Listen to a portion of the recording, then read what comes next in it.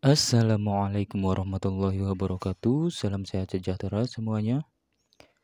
Pada video kali ini saya akan berbagi bagaimana cara mengaktifkan modul bekas lampu tumbler supaya dapat berfungsi di tegangan 4 volt. Di sini saya punya banyak sekali modul bekas lampu tumbler yang saya dapat dari rongsokan. Jadi PCB ini yang ada di dalam modul lampu tumbler. Dan yang kita ketahui bersama, lampu tumbler ini modulnya disuplai tegangan 220 AC. Dan pinnya ada di sini, sedangkan pin ini adalah output negatif 1 dan output negatif 2. Dan ini pin output positif 200 sampai 300 volt. Dan cara untuk mensuplai modul lampu tumbler ini dengan tegangan 4 volt, kita bisa solder langsung di pin kaki kapasitor ini sesuai dengan polaritasnya. Maka outputnya pun akan berubah sekitar 3,4 volt. Tapi di sini masalahnya adalah modul lampu tumbler ini memerlukan frekuensi dari luar untuk mengaktifkan sistem logik dalam IC kontrolnya supaya dapat mengeluarkan tegangan di outputnya. Dan untuk pin frekuensi tersebut ada di jalur in AC 220 volt.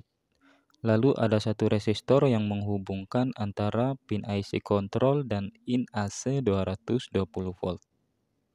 Dan tegangan AC yang diproduksi PLN mempunyai frekuensi 50 sampai 60 Hz.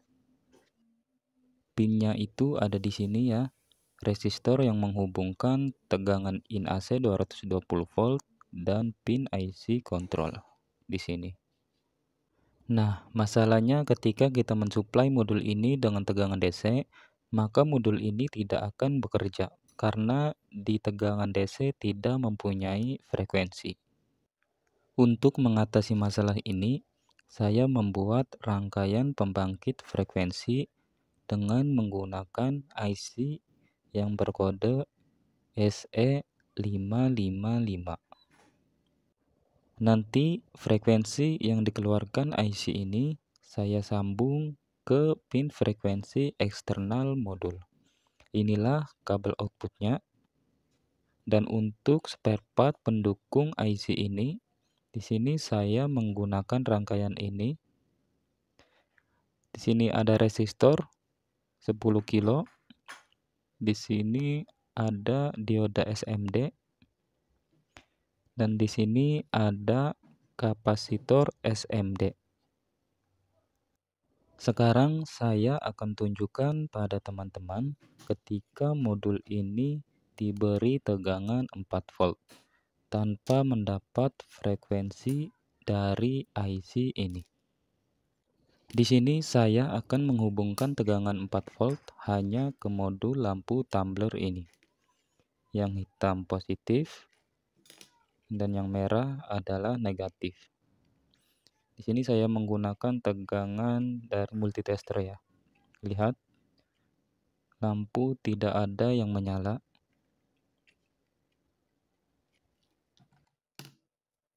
Sekarang saya akan hubungkan input tegangan IC pembangkit frekuensi ini agar output frekuensinya dapat mensuplai input frekuensi eksternal modul lampu tumbler.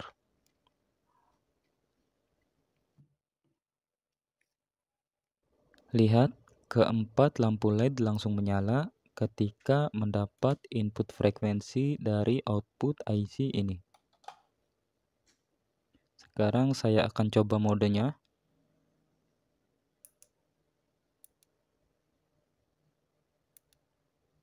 Oke. Bisa berjalan dengan normal modenya. Jadi kesimpulannya, untuk mengaktifkan modul ini dengan tegangan DC 4 volt, maka kita harus membuat rangkaian pembangkit frekuensi untuk mensuplai input frekuensi eksternal modul lampu tumbler agar modul ini bisa bekerja. Saya akan tunjukkan pada teman-teman frekuensi yang dihasilkan oleh IC ini. Ini adalah kabel output dari IC pembangkit frekuensi yang menuju modul lampu. Saya akan ukur frekuensinya dengan multitester. Dan frekuensi terbaca 60,4 Hz. Artinya sama ya seperti PLN yang kurang lebih 50 sampai 60 Hz.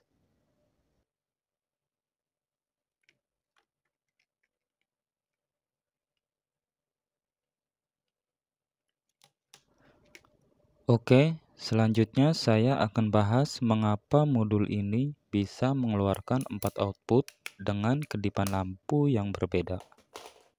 Padahal di modul ini hanya menyediakan 2 pin output saja.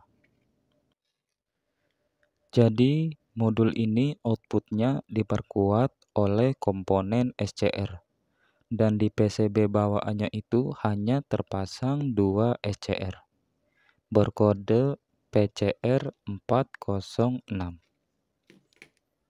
Ini ya, hanya 2. Sedangkan pada driver modul lampu, terdapat 2 jalur yang kosong.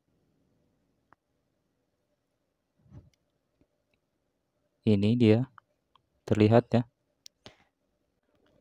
Ini 1 dan yang ini 2. 2 jalur output modul yang tidak mempunyai jalur.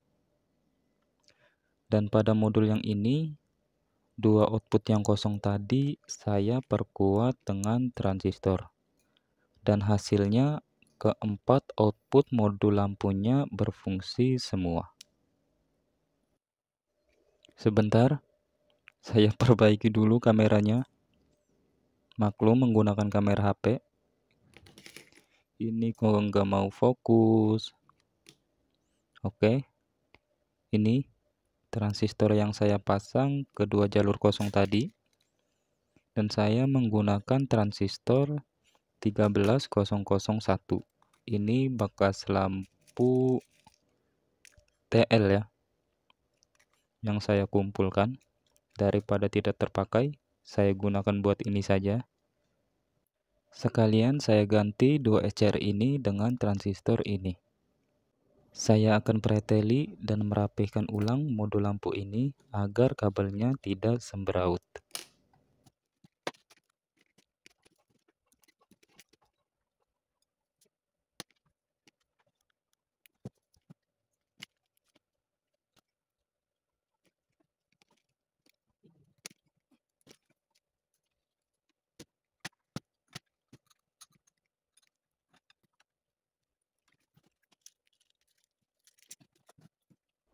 Sebelum memasang komponen ke PCB, biasakan ukur dulu komponen yang akan kita pasang, walaupun komponen itu kondisinya baru. Apalagi yang akan kita pasang komponen bekas. Itu akan memperkecil kegagalan ketika merakit atau memperbaiki sesuatu. Oke, untuk kaki basis kita sambung ke output modul yang ini. Dan untuk kaki emitor kita sambung ke polaritas negatif. Dan kaki kolektor adalah output positif penguat arus modul lampu.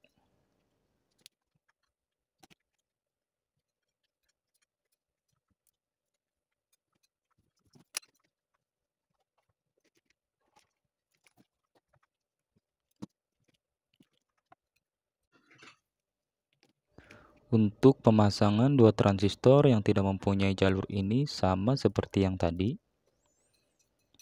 Jadi 2 jalur kosong ini untuk kaki basis transistor yang ini, dan ini untuk kaki emitor polaritas negatif. Saya akan posisikan transistor ini agar menempel ke PCB supaya terlihat rapi.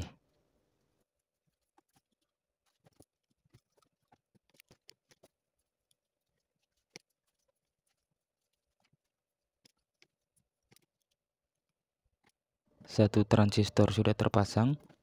Sekarang saya akan pasang yang satunya.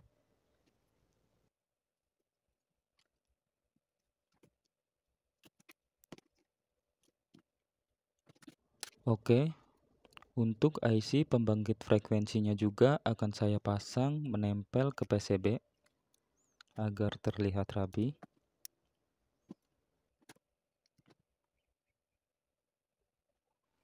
Saya melepas keempat dioda bawaan rangkaian ini dan memakai lubang PCB-nya untuk menempelkan IC ini. Tentu saja harus memotong jalur ya, agar sesuai dengan keinginan kita. Untuk resistor 150 kilo ohm ini kita lepas lalu jumper jalurnya dengan kabel, dan untuk output frekuensi IC kita solder ke jalur resistor ini.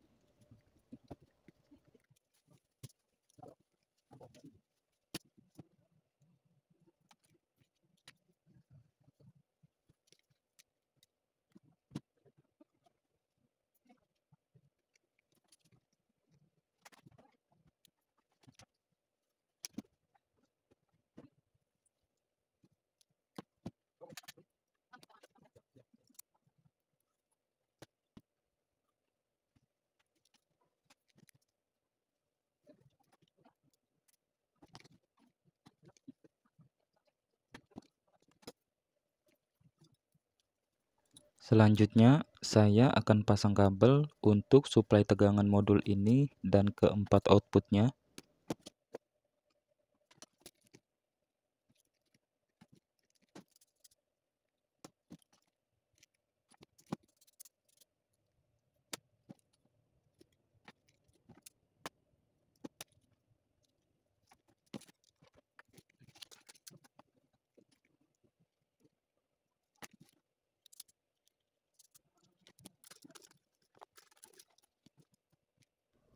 Sekarang saya akan pasang 4 lampu LED ke output rangkaian modul lampu yang saya edit ini.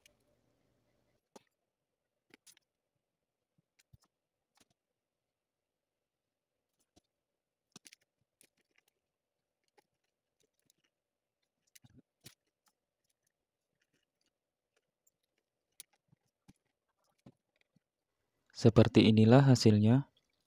4 lampu LED yang terpasang ini hanya untuk tes ya, karena rencananya rangkaian modul lampu ini akan saya pasang di layangan.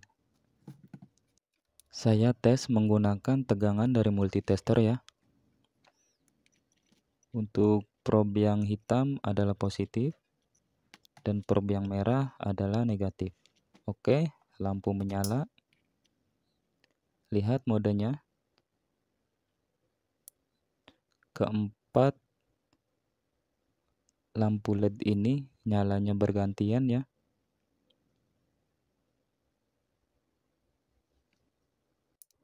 Karena satu lampu LED mewakili satu output modul lampu ini.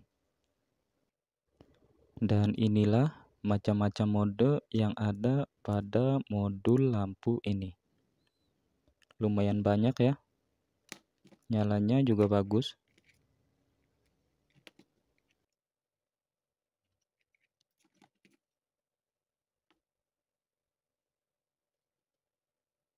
Ini IC pembangkit frekuensi tadi. Dan di bawah dua transistor ini juga terpasang dua transistor tambahan untuk memperkuat dua output modul yang tidak mempunyai jalur tadi. Dan inilah mode-modenya.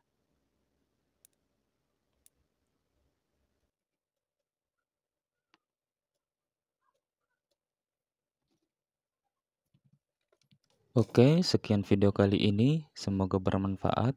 Jika ada yang kurang jelas, silakan tanya di komentar. Terima kasih telah menonton, dan sampai jumpa lagi di video saya yang lainnya.